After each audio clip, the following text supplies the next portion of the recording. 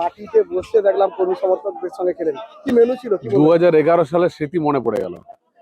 এই জয়পুরের শ্যামনগরে আজকে ছিল ভাত, ডাল, আলু পোস্ত আর মাছ, আর কেউ চিকেন খাচ্ছে। আমি আজ যেহেতু মঙ্গলবার শুধু ভাত, ডাল আর আলু পোস্ত খেলাম। বাঁকুড়া জেলা একটু পোস্তর প্রতি প্রেমটা খুব বেশি। এমপি সাংসদ তবুও মাটিতে বসে, এটা অ্যাকচুয়ালি এখানকার লোকাল হিসাবে সাংসদ হিসাবে নিজেকে ধরি না, সাংসদ হিসাবে লোকসভায় নিজেকে তুলে ধরি। এলাকাতে এখনো চেষ্টা করি নিজের মানুষের সঙ্গে থাকতে। একটা বক্তব্য রাখলেন মঞ্চে, সেখানে একাধিক কথা ওঠেন। কর্মী সমর্থকদের একটা উষ্ণ বার্তা দিলেন, আপনাদের রাগ থাকলে আমাকে দুচর মারুন, তাও বিজেপির হয়ে ভোট করুন। কি বল? না, বাস্তব সত্যি। দেখুন, আমি তো আজকে প্রায় 16 বছর জিতে এসছি। সব রকম তো পূরণ করা যায় না, কেন্দ্রীয় সরকারের কাজগুলো করাতে পেরেছি। বিষ্ণুপুর তারকেশ্বর রেলপথ, মোড়গ্রাম খড়গপুর রেলপথ, যেটা আমার খড়গপুর হয়ে যাবে, পোশাকগ্রাম জয়নিং মন্দির হয়েছে। কিন্তু সবার তো ব্যক্তিগতভাবে হেল্প করতে পারি না, অনেকেই হয়তো অনেকে হেল্প করছে, করতে পারিনি। সেই জন্য রাগ যদি দেখান আমার প্রতি দেখান, বিজেপির প্রতি না। আর পাশাপাশি একটা স্লোগান উঠে এলো দেখলাম, আলুর দাম নেই, তৃণমূলের ভোট নেই। কি বলবেন? নিশ্চয়ই চাষিদের আলুর দাম নেই, তৃণমূলের ভোট নেই। কেন চাষিদের আলুটাকে বাইরে বিক্রি করতে দিচ্ছে না?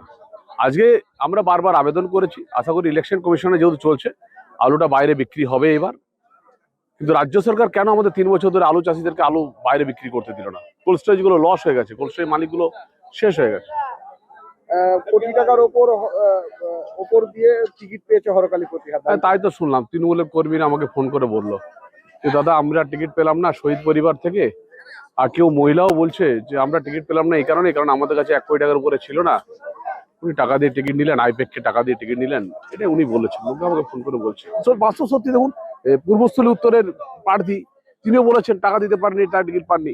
আপনারা দেখুন বটজোড়ায় আমি অলোকদাকে অলোকদাকে তো জিজ্ঞেস করিনি, কিন্তু ওর ছেলেদেরকে জিজ্ঞেস করলাম কি ব্যাপার, অলোকদা টিকিট পেলেন না। কিন্তু ওখানে 5 কোটি টাকায় নাকি ওই বটজোড়া বিধানসভার টিকিটটা বিক্রি হয়েছে।